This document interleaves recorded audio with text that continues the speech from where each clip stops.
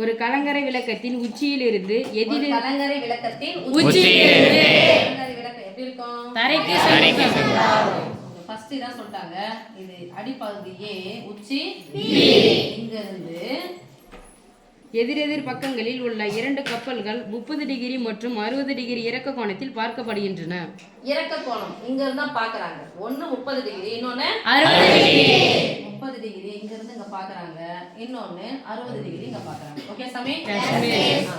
கலங்கரை விளக்கத்தின் உயரம் h மீட்டர். கலங்கரை விளக்கத்தின் உயரம் h மீட்டர். ரெண்டு கப்பல்கள் போட்டுக்கலாமா? எதிரெதிர் பக்கம்னு சொன்னதுனால இந்த கலங்கரை விளக்கத்தை நடுவுல விட்டு இந்த பக்கம் லெஃப்ட் சைடு ஒண்ணு, ரைட் சைடு. இது C போட்டுக்கலாம், இது D. கலங்கரை விளக்கம் இதானே? உயரம் வந்து h மீட்டர். இரு கப்பல்கள் மற்றும் கலங்கரை விளக்கத்தின் அடிப்பகுதி ஆகியவை ஒரே நேர்கோட்டில் அமைகின்றன எனில் 2 கப்பல்களுக்கு இடைப்பட்ட தொலைவு 4 × h/√3 மீட்டர் என நிரூபிக்க. ஓகே, இப்ப சாமி 2 கப்பல்கள் கலங்கரை விளக்கத்தின் அடிப்பகுதி எல்லாம் எப்படி அமைதுன்னு சொல்லிட்டாங்க. ஒரே நேர்கோட்டில். ஒரே நேர்கோட்டில் போடலாமா? ஏனே என்ன கேக்குறாங்க? 2 கப்பல்களுக்கு இடையே உள்ள தொலைவு. 2 கப்பல்களுக்கு இடையே உள்ள தொலைவு என்னது? CD யினுடைய மதிப்பு என்ன சொல்றாங்கன்னா 4 மடங்கு h/√3 மீட்டர் என நிரூபிக்க. ஓகே, B ல இருந்து C ய பாக்குறாங்க. இங்க இருந்து வெளி சைடு தான் பார்வை போகணும், உள் பக்கமா வராது. அப்போ ஒன்று விட்ட கோணங்கள் சமம் அப்படின்றது யார பாக்குறாங்களோ அப்ப இது எத்தனை டிகிரி போடணும்? 30 டிகிரி. எத்தனை டிகிரி? 60 டிகிரி. யார் 60 degree? D 60 degree.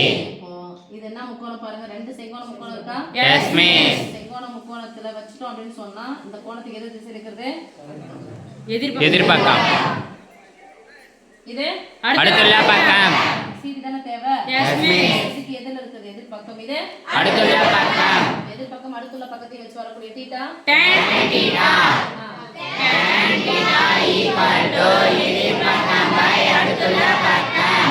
tan 30 degree equal to x by CA. tan 30 degree மதிப்பு 1/√3 equal to x by CA.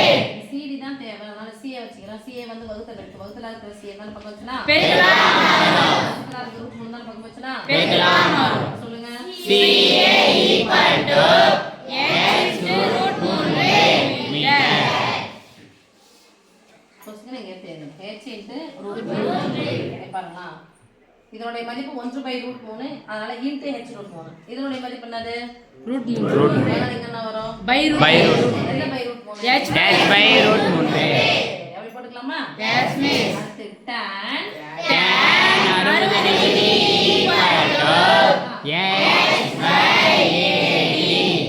மதிப்பு √3 equal to x by AD.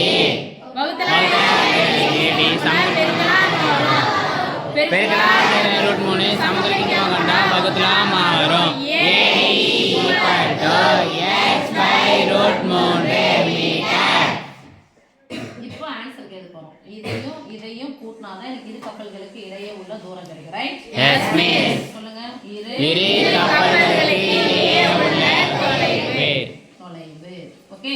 Yes miss. CD equal to எடுத்து எழுதிட்டோம் இல்லையா? அப்ப போடுங்க.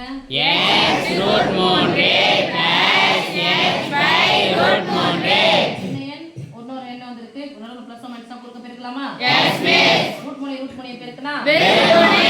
3 × h 1 h எத்தனை வரும்? 4x by√3 மீட்டர். என்ன சொன்னாங்க? Yes miss. ப்ரூவ். நான் நிரூபிக்கன்னு சொன்னாங்கன்னா நிரூபிக்கப்பட்டதுன்னு எழுது. ஓகே? Yes miss.